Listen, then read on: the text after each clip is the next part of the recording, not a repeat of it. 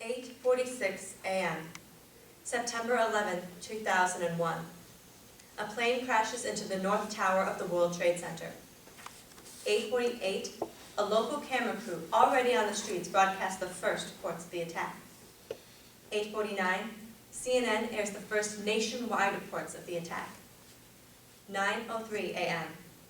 Millions of Americans watch live as a second plane hits the South Tower of the World Trade Center. Many follow the news nonstop throughout the day and learn of the crash of the Pentagon, the hijacking of United 93, and the collapse of the Twin Towers. On this historic day, the demand for news could not have been higher. People were glued to their TVs, flocking to the internet, and actually listening to their car radios. We were filled with questions to which we desperately wanted answers, and so we turned to the news. But today, many question the news itself, saying that it's excessive and overloading our minds until we are too confused to understand what we are learning about. Are they right? Is ignorance bliss? Which raises the question, to what extent, if any, does the immediacy of the 24/7 news cycle help or hinder the public's ability to understand the complexity of current events? After looking at the facts about the 24/7 news cycle, seeing the problems that can arise in a society without immediate news, and looking at instances where immediate 24/7 news is crucial, it will become obvious that such a news cycle is a very helpful tool for citizens trying to understand the complexities of the day. The debate over news itself should not be argued by use of rhetoric or bias, but rather with facts. As news anchor Walter Cronkite once said, objective journalism and an opinion column are about as similar as the Bible and Playboy magazine. That being said, there are many objective facts that show how a constant stream of current news allows for a greater understanding between those reading the headlines and those making them. In modern psychology, the spacing effect is a term used to define the importance of spreading out information over time instead of trying to absorb it all at once. For example, you're more likely to remember yesterday's news if you learned about it throughout the day instead of crammed it all in during only one time slot.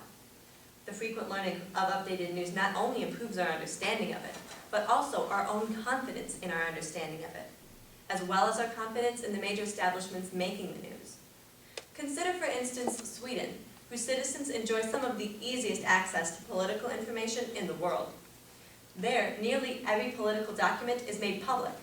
In fact, while the national and international news media was having a frenzy over Julian Assange's leaks of U.S. documents spanning the past few years, Helena Gierta, editor-in-chief of Swedish newspaper Journal Listen, said that if these were Swedish in origin, they would probably be public already.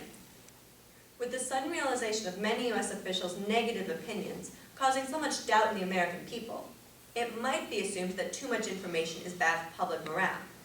However, when provided a constant stream of current news, the Swedes show a high approval rating of their government. In fact, based on a 2008 survey, Swedish perception of corruption in both government and businesses is 5th lowest worldwide. Clearly, the free flow of information is healthy for our nation, and a round-the-clock news cycle is helpful in providing that information in ways that can be more easily absorbed and retained. After seeing the importance of a 24/7 news cycle, it is also important to see some of the pitfalls that arise when news can only be reported on occasionally. One of the worst products of the time between news reports is the spreading of rumors. A famous example of this comes from 1938, when a radio theater show, Mercury Theater on the Air, delivered an adaptation of H.G. Wells' book, War of the Worlds, where aliens attack Earth. As a result, panic spread throughout the United States, and many people in New England, where the attack was believed to be taking place, evacuated. These people believed they were listening to a news station and could not find any other news to the contrary. In present day, it might seem as though such an outburst of panic could never occur, even without readily available sources to correct such misperceptions. However, modern news stations have a much bigger threat to the protection against misinformation than a radio theater show: social networking. People already use social networking to comment on and discuss current events. And if they had 23 hours a day to do so without interjections from the news, it would become all too easy for hearsay to develop into rumors and eventually completely fabricated events. Clearly, a 24/7 news cycle is helpful when covering complex issues. However, what makes the immediacy of the 24/7 news cycle so important is the crucial role that it plays when covering sudden and urgent events. As we have already seen, the news media provided instant and vital information regarding the 9/11 attacks to a nation of viewers. However, September 11th hasn't been the only time that the news played a critical role in covering disasters, such as the numerous assassinations and assassination attempts that have shaped the history of both the United States and the world. Of all the news that Walter Cronkite has reported, he is perhaps most famous for announcing, "President Kennedy died at 1 p.m. Central Standard Time." Not the sort of news that could have waited until the evening. This brings into focus the fact that immediate news is nothing new and nothing to fear. It has been around and improved upon for decades. According to author and historian Dave Nassau, during the Spanish-American War, there were 10, 11, 12 editions of papers every day. Every time there was new news, they put out a new edition of the paper. Since then, immediate news coverage has endured due to its effectiveness, and it has been perfected to be more reliable, more readily available, and more useful. A 24/7 news cycle also allows for more extensive coverage of disasters that unfold over the course of days, weeks, or even years. With advancing weather technology, news teams can better predict the threat of a storm or hurricane days in advance and warn residents to either prepare or leave for their own safety. As the BP oil spill dragged on, crews were able to monitor where the oil was spreading and what was being attempted to stop it. Most importantly, when the lives of American heroes are at stake, a 24/7 news cycle has the ability to cover the ongoing struggles. With the war in Afghanistan now over 9 years long, and the Iraq War nearing its 8th year, the media has lessened its attention towards the conflicts.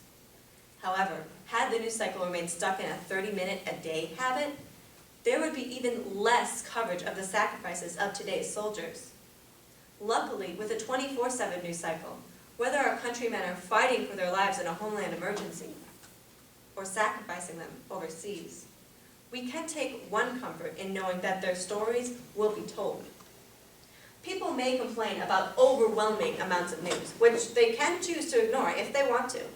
However, it is on big moments in history, such as September 11th, 2001, that we remember how valuable our access to the news really is.